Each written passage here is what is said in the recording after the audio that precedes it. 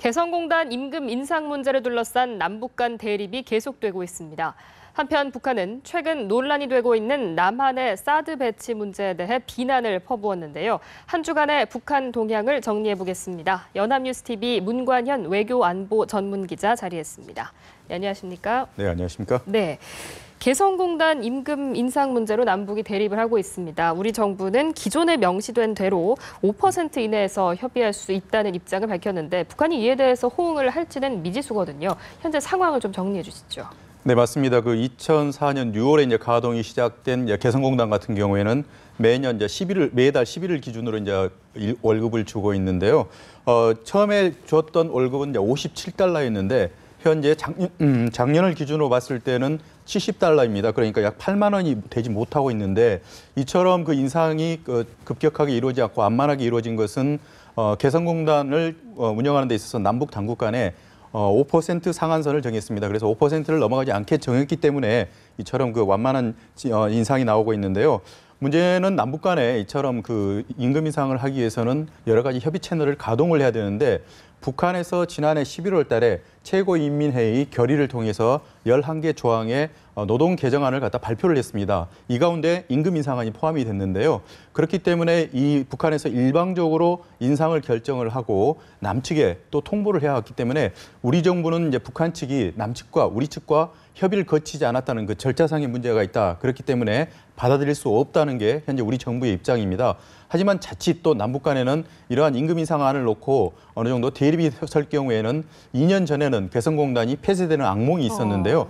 또다시 반복되지 않을까 이렇게 걱정하는 분들이 많았는데 일단 그 발등에 불이 떨어진 우리 기업인 20명이 18일 날 개성공단에 직접 찾아갔습니다. 그래서 개성공단을 총괄하고 있는 박철수 중앙특구개발지도총국의 부총국장하고 면담을 했는데 박철수 부총국장 같은 경우에는 지금 현재 개성공단에 출입을 하고 있는 북한 근로자들이 기름값이 오르고 또 쌀값이 올라서 현재 너무 생활이 어렵다. 그래서 임금 인상을 해주지 않으면 안 된다. 이런 당위성을 설명을 했는데 남북이 합의한 틀을 벗어나면서까지 무리하게 임금 인상을 하려고 하는 의도에 대해서는 현재까지 정확히 파악이 되고 있지는 않습니다. 네네. 하지만 북측이 이처럼 무리하게 임금 인상안을 몰고 나가려고 하는 것은 아무래도 이제 북한 측에서는 19개의 경제개발구를 현재 추진을 하고 있거든요. 네네. 그러면 외국 자본을 유치를 해서 또 다른 그 경제개발구를 이제 발전을 시켜야 되는데 개성공단의 임금이나 모든 것들이 스탠다드가 기준이 될 가능성이 높습니다. 그래서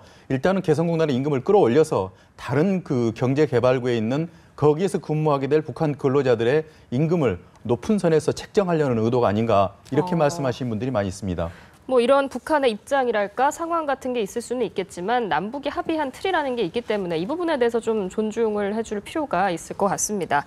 한편 미국의 고고도 미사일 방어 체계죠. 사드의 한반도 배치 문제를 두고 논란이 일었었는데 이에 대해서 정작 북한은 뒷짐을 지는 모양새였지만 이제는 뭔가 비난전을 시작한 것 같습니다. 어떤 입장을 내놓고 있습니까? 네, 그 사드 같으면은 이제 가장 그 한미 당국의 설명은 일단은 그 북한으로부터 날아오는 미사일의 위협을 지금 막기 위해서 사드 배치가 필요하다 이랬는데요. 그동안에 그 중국 또는 러시아가 외교 채널을 공식적인 또는 비공식적인 채널을 통해서 굉장히 사드 배치에 대한 우려를 표명을 해왔고 심지어는 여러 가지 또는 대안을 제시하면서 사드 배치에 대한 반대 입장을 밝혔습니다. 특히 지난 주말 같은 경우에는 중국에서 류젠차오 외교부 부장조리가 직접 우리나라를 찾아와서 사드 배치에 대해서 중국이 우려하고 있다는 것을 한국과 미국은 좀 중시해달라. 직접적인 이런 그 표현은 처음 나왔고 그 이후에 이제 중국에서는 노골적으로 사드 배치에 대해서 반대 입장을 밝혔거든요. 근데 북한은 이제서야 최근에 이제 이 사드 배치에 대한 입장을 내놨는데 일단은 그 사드가 북한의 군사적 위협을 이제 빌미로 해서 미국이 아시아 태평양에 있어서 지배를 강하게 한 포석이다 이렇게 얘기를 했습니다. 좀 설명이 어려운데요. 일단은 그 한반도에 있어서 여러 가지 긴장을 조성하기 위한 하나의 핵책이다 이렇게 설명하는 게 맞을 것 같고요.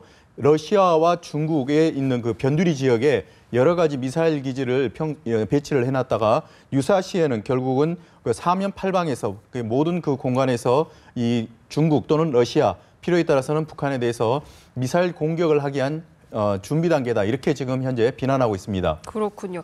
북한의 이런 입장 발표가 좀 늦은 감이 있는데 신중을 기한 걸까요? 그 이유에 대해서 어떻게 봐야 될까요?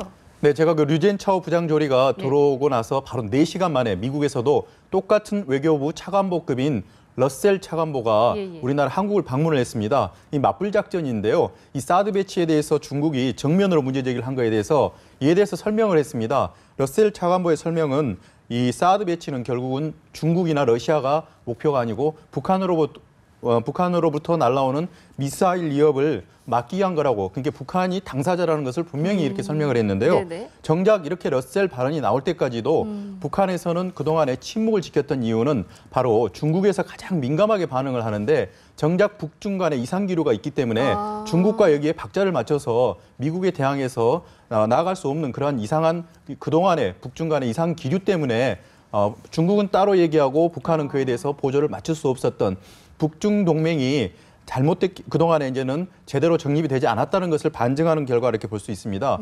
가장 직접적인 이유가 5년 만에 이제 그 평양 주재 중국 대사가 교체가 됐는데요.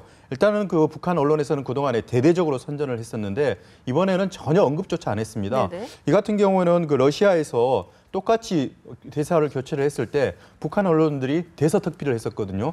그래서 이러한 거는 단적으로 보더라도 북중 간에는 현재 여러 가지 측면에서 동맹 관계가 지금 현재 뭔가 냉각 기류를 앓고 있는데 이런 부분에서는 가장 중요한 안보 동맹인 북한과 중국이 가장 시진핑 국가 주석까지 나서고 심지어는 부장 조리까지 한국 외교부로 파견해서 직설적으로 노골적으로 반대하는 사드 문제에 대해서는 정작 북한은 뒷짐을 지고 있었습니다. 그렇기 때문에 앞으로는 이제 북한이 어느 정도 얘기를 꺼낼 거는 예상이 되지만 네네. 지금까지 침묵했던 이유는 중국과의 관계가 정상화되지 않았다는 것을 하나의 보여주는 단면이었다 이렇게 볼 수 있겠습니다. 그러니까 중국에 보조를 맞춘다는 듯한 인상을 주지 않기 위해서 조금 시간적 간격을 뒀다 이렇게 이해할 수 있을 것 같습니다.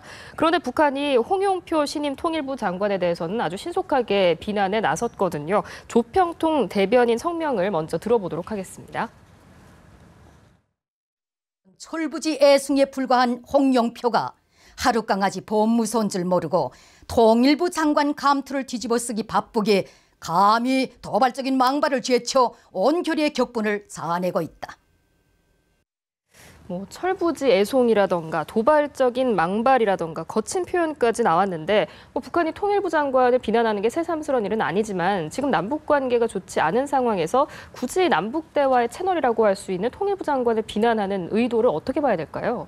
네, 지금 현재까지는 방금 말씀하신 대로 홍영표 신임 통일부 장관에 대해서 매우 강도 높은 원색적인 지금 비난을 쏟고 있는데요. 말씀하신 대로 핵강아지의 그 분수 없는 폭언이라는 등 취임사를 모두 다 뒤집어가지고 결국 이렇게 비난하고 있는데요. 홍영표 장관에 대해서는 아주 그 가장 어떻게 보면은 그 북남 협상, 남북 협상이 이제 당사자가 될 수 있는데 그 남북 협상에서 그동안에 사실은 큰 경험은 없었는데요. 그 문외한이다 이렇게 또 아주 직설적으로 지금 비난을 하고 있고 오직 그 민족끼리 맞서서 대결을 조장하는 하나의 대결 분자에 불과하다 이렇게 폄하를 하는 것까지 볼 수가 있습니다. 중요한 것은 그 홍영표 장관뿐만이 아니라 전임 6.1제 장관에 대해서 또 역시 비난을 하고 있는데요. 6.1제 장관 시절에는 남북 관계가 그동안에 냉각됐었기 때문에 남북 협상 그런 결과물이 없기 때문에 빈 보따리 장관이다. 또 이렇게 또 표현을 했는데 북한식 표현에 대해서 제가 그 어느 정도 수위 조절에 대해서는 문제 제기를 하고 싶지는 않지만 신임 장관 그리고 이미 떠나간 장관에 대해서 이렇게까지 강도 높게 비난하는 것은 현재 이 통일부 장관이 차지하고 있는 위상 때문입니다. 일단 통일부 장관은 통일준비위원회의 부위원장입니다. 대통령이 당연직 위원장이고요. 대통령을 보좌해서 통일부 장관이 통일준비위원회를 이끌어가는 당사자인데요.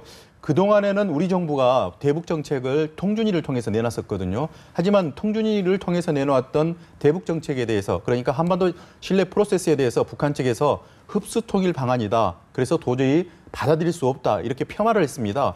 통일부 장관이야말로 이 통준위를 이끌고 대북 정책, 우리 통일 방안들을 정작 현장에서 지휘하는 현장 지휘관이거든요.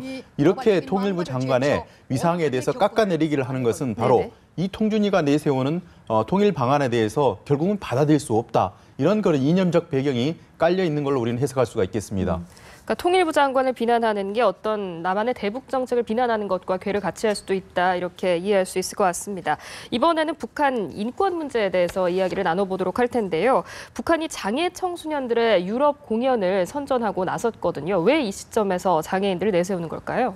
네, 지금 아시다시피 지난해 북한 같은 경우에는 물론 이제 2005년도부터 유엔에서 북한 인권 결의안이 통과가 됐는데 지난해 같은 경우에는 이제 강도가 매우 세졌습니다. 예. 그래서 특별히 김정은 국방위원회 제1위원장을 지칭을 하지 않았지만 분명한 것은 이러한 그 북한 인권 탄압에 대한 책임을 물어서 국제 형사 재판소에 책임을 물을 수 있도록 이렇게 할 수 있는 방안들이 결의안에 담겨져 있었거든요. 네. 근데 올해 똑같은 이제 프로세스가 진행이 되고 있습니다. 그래서 스위스에서 유엔 인권 이사회가 열렸고요. 여기에는 북한에서 이수용 예무상이 처음으로 참가를 해서 북한 인권에 대해서 아주 강변을 했습니다. 그리고 지금 현재 북한 인권의 가장 아킬레스건이라고 할 수 있는 부분들이 많은데 특히 그 장애인 정책이 가장 인권 탄압에 있어서 대표적인 사례라는 게 국제사회 지적입니다. 예. 이에 반박이라도 하듯이 북한이 최근에 북한의 장애인들을 텔레비전에 직접 출연을 시키고요. 이들이 또는 여가 생활을 즐기고 있는 거에 대해서 매우 대대적으로 좀 홍보를 하는 걸 볼 수가 있습니다. 북한의 장애인들이 인권을 충분히 누리고 일반인들과 똑같이 여러 가지 인간으로서 권리를 누리고 있다는 것을 아주 적나라하게 보여주는 사례라 볼 수 있는데 지난달 20일부터 이달 2일까지 특히 이제 북한의 이런 장애인 연주단이 장애인 청소년들이 유럽을 순회 공연을 했습니다. 그래서 손풍금이나 가야금을 통해서 우리에게는 너무나 잘 알려진 그 평양 날파람이나 또는 아리랑 그리고 부채춤 같은 것들을 무대에서 공연을 함으로써 북한에서는 장애인들이 전혀 차별을 받지 않고 있고 본인들이 이처럼 음악을 하고 싶은 경우나 또는 예술 활동을 할 경우에는 어떤 그 비용이나 여러 가지 물질적, 제도적 희생을 지원을 받아서라도 이렇게 할 수 있다는 북한 인권이 전혀 문제가 없다는 것을 하나의 표본으로서 보여주기 위한 하나의 사례로서 장애인들에 대한 홍보 활동이 아주 강화되고 있습니다. 그러니까 국제사회 인권 공세에 대한 대응 성격을 띠고 있다 이렇게 볼 수 있을 것 같습니다.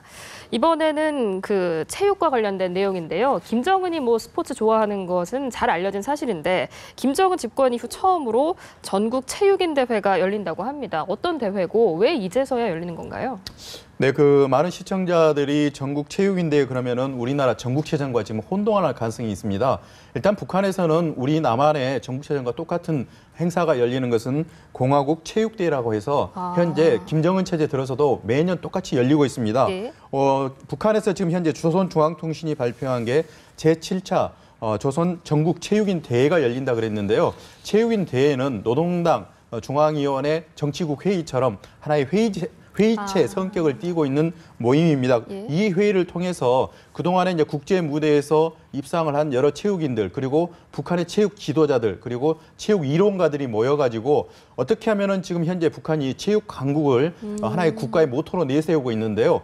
북한의 체육을 국제 경기에 나가서 좋은 성적을 거둘 수가 있고 북한의 주민들도 여기에서 체육을 통해서 여러 가지 생활을 향상할 수 있는지 그런 부분에 대해서 하나의 토의를 하는 하나의 모임의 장입니다. 네네. 그렇기 때문에 제7차 체육인 대회가 이달 말 이제 평양에서 열린데 그동안에는 그 6번이 열렸었는데 김일성 시대에 5번이 열렸고요. 김정일 시대에 1번 열렸습니다. 그렇기 때문에 이 김일성이 얼마만큼 체육에 대해서 많은 무게중심을 두고 이러한 것을 발전을 시키기 위해서 노력을 했는가를 알 수가 있는데 김정은 제1위원장 같은 경우는 할아버지인 김일성 따라기에 모든 부분에 지금 하고 있는데 심지어는 이런 체육인 대회까지도 찾아내서 결국은 개최를 함으로써 북한 체육을 김일성 시대처럼 또는 본인이 체육 강국을 내세우는 새로운 그 김정은 시대에서도 체육을 발전시키기 위해서 이처럼 많은 노력을 하고 있는 하나의 단적인 예다 이렇게 볼 수 있겠습니다. 그러니까 이게 뭐 경기를 하는 게 아니라 회의를 하는 자리였던 거군요. 네. 이 자리에서 뭐 체육 강국을 위한 어떤 정책들이 나오게 될지 좀 주목해서 보도록 하겠습니다. 오늘 말씀 여기까지 듣겠습니다. 지금까지 연합뉴스TV 문관현 외교안보 전문 기자였습니다. 고맙습니다.